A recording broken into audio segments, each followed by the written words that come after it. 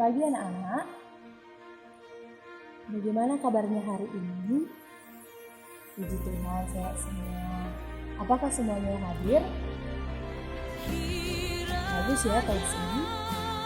Baik, kita akan mulai pembelajaran kita. Sebelum kita mulai, kita akan berdoa terlebih dahulu. Kita berdoa. Sungguh kami bersyukur Bapa atas segala berkat dan segala kasih yang masih boleh kami rasakan hingga pada pagi ini. Tuhan berkati pembelajaran kami yang akan mulai awal pertengahan kami serahkan semua seluruh kehidupan kami yang bakalan kami melalui anak Tuhan Yesus Kristus kami berdoa dan bersyukur. Baik, pembelajaran kita minggu lalu adalah mengenai hidup berpengharapan.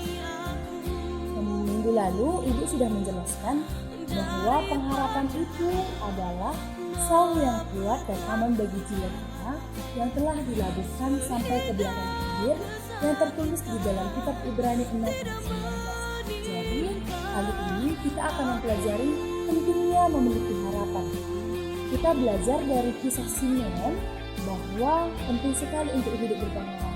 Minggu lalu sudah dijelaskan mengenai Simeon. Simeon ini adalah seorang yang benar dan saleh yang menantikan penghiburan bagi Israel dan Roh Kudus ada di atasnya. Di mana kisah Simeon ada tertulis dalam Lukas 2 ayat 20. Jadi anak-anak ibu sudah mengerti apa sih Simeon, siapa sih Simeon ini. Jadi Simeon ini adalah salah satu penyebut Tuhan, di mana dia memiliki harapan kepada Tuhan bahwa janji-janji Tuhan akan dilimpahkan kepada kita. Jadi dari kisah Simeon kita bisa belajar bahwa janganlah berputus asa, bahkan sebaliknya kita harus berpegang teguh pada keyakinan akan janji Allah, dan kita ketahui bahwa pengharapan akan membuat kita mampu bertahan dalam situasi yang sangat sulit sekalipun. Jadi anak-anak ibu, meskipun sesulit apapun itu masalah yang sekarang anak-anak ibu hadapi, tetaplah berpegang teguh kepada Tuhan, serahkan semuanya kepada Tuhan bahwa semuanya akan berlalu. Jadi, seseorang yang memiliki pengharapan akan selalu pada dan sabar seperti anak-anak ibu yang ada di tempat ini. Taruhlah harapanmu kepada Tuhan. Sabarlah menanti-nantikan janji Tuhan. Maka semuanya akan dilimpahkan kepadamu. Sebab pengharapan akan memberi kita alasan untuk terus bergerak maju dan bukan diam terpaku sambil berkata. Kita ibaratkan bahwa pengharapan itu sumpah dengan motor.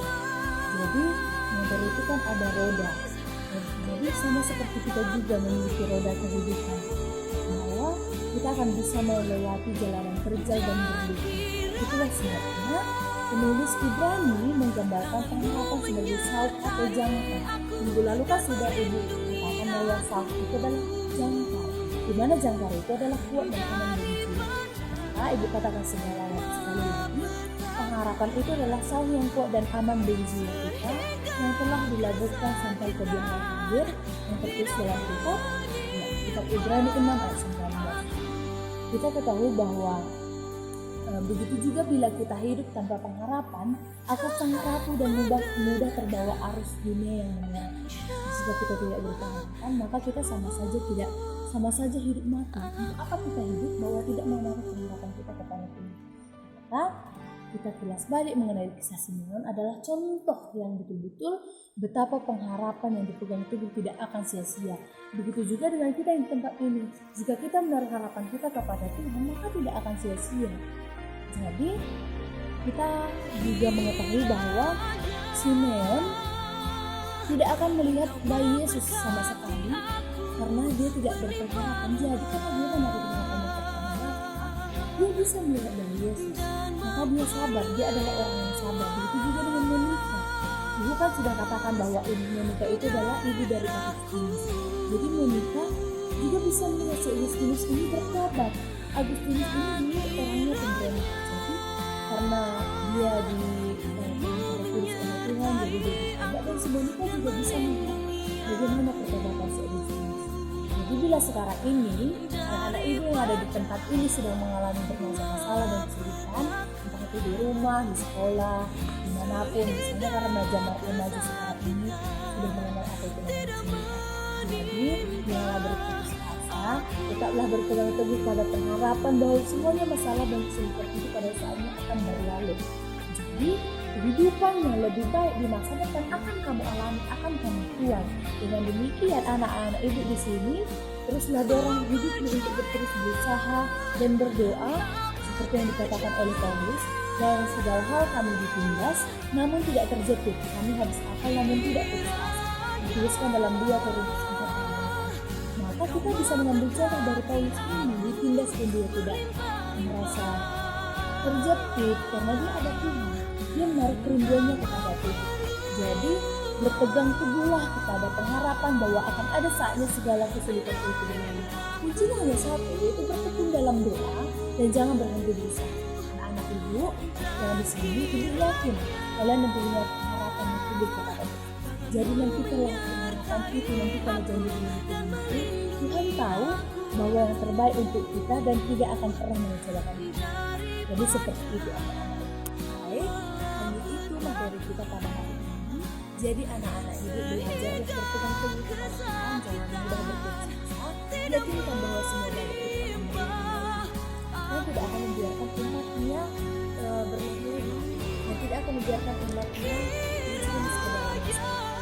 Jadi tugasnya untuk hari ini adalah masing-masing anak ibu akan ditugaskan mencatat atau mengerjakan bagaimana seharusnya remaja Kristen yang menaruh pengharapan kepada Tuhan. Jadi minggu depan akan kita bahas sama-sama. Pastinya akan kita bahas minggu depan biar kita semua tahu bagaimana pentingnya hidup.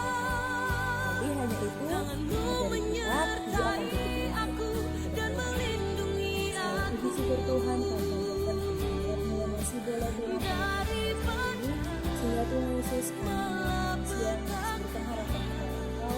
Biarlah Tuhan kami tidak merasa dan kami mengajarkan bersyukur Tuhan untuk segala keperluan kami yang akan Tuhan.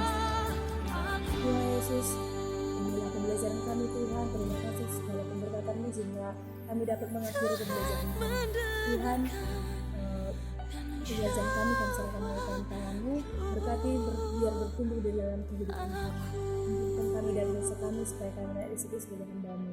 Melalui anak